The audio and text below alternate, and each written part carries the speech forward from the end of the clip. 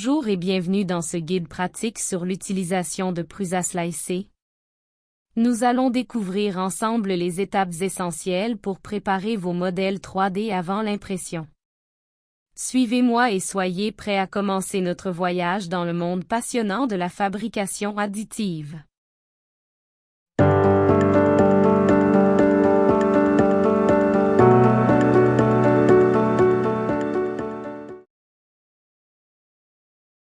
Donc on se retrouve sur Prusa Slicer 2.7.2. Concernant le déplacement de plateau, vous faites un clic droit pour déplacer dans l'espace votre plateau. Et un clic gauche pour faire la rotation 3D de votre plateau. Vous allez avoir la barre d'outils supérieure. Ici le petit plus pour ajouter le fichier de votre modèle 3D. Voici un exemple pour vous montrer 3 étapes simples. 1. Ajouter. 2. Choisir le fichier. 3. Ouvrir le fichier. Dès que votre fichier est ajouté, dans la barre d'outils, les options se déploient. Supprimer.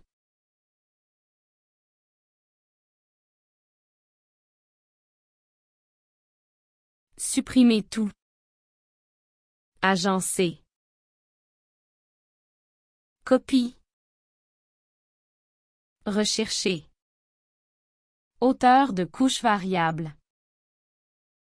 Et annuler. Sur la partie du droite vous avez vos 3 profils, le profil d'imprimante, le profil de matériel et profil d'impression. Notre imprimante, MK4. Notre profil de filament, PLA. Et notre réglage d'impression pour du PLA. Hauteur de chaque tranchée ou épaisseur de chaque couche est principal facteur affectant à la fois le temps d'impression et la résolution verticale. La résistance d'un modèle est principalement définie par le nombre de périmètres. Si vous voulez avoir une impression plus résistante, augmentez le nombre de périmètres.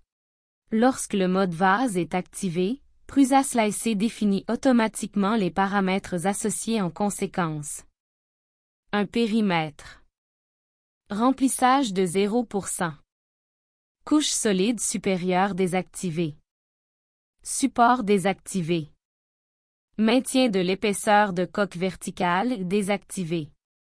Les parties inférieures et supérieures de chaque modèle sont généralement remplies de couches solides, 100% de remplissage.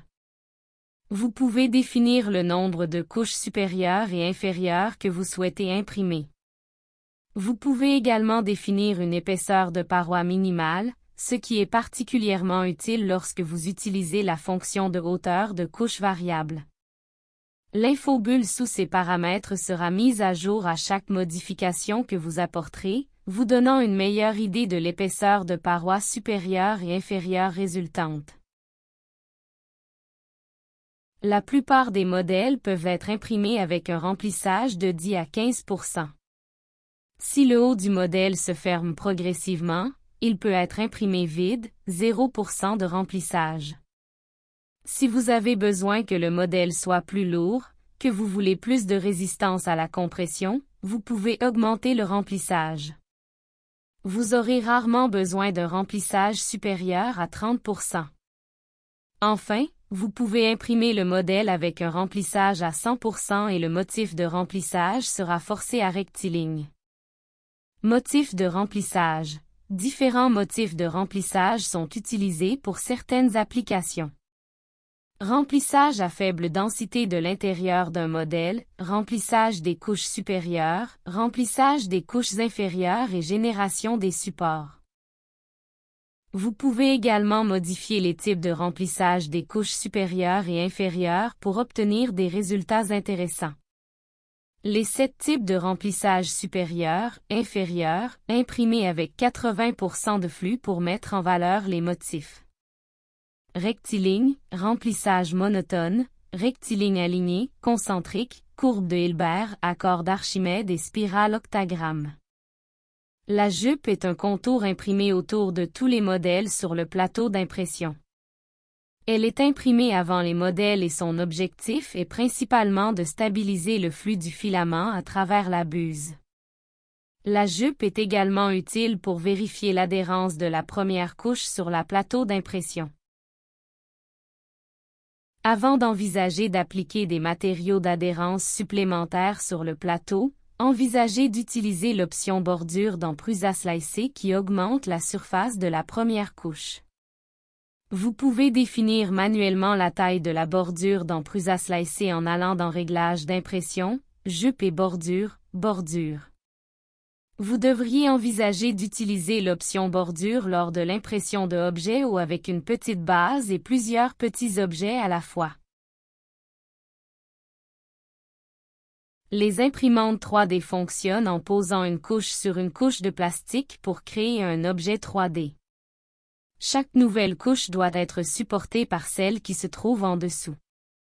Si une partie de votre modèle commence dans les airs et n'est supportée par aucun élément en dessous, vous devez ajouter une structure de support supplémentaire pour garantir une impression réussie.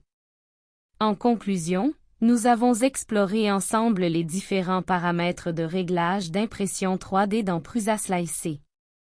J'espère que cette vidéo vous a fourni des informations utiles pour améliorer vos impressions 3D.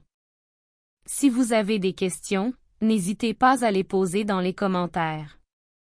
Je serai ravi de vous aider. Merci de m'avoir accompagné, et à bientôt pour de nouvelles aventures d'impression 3D.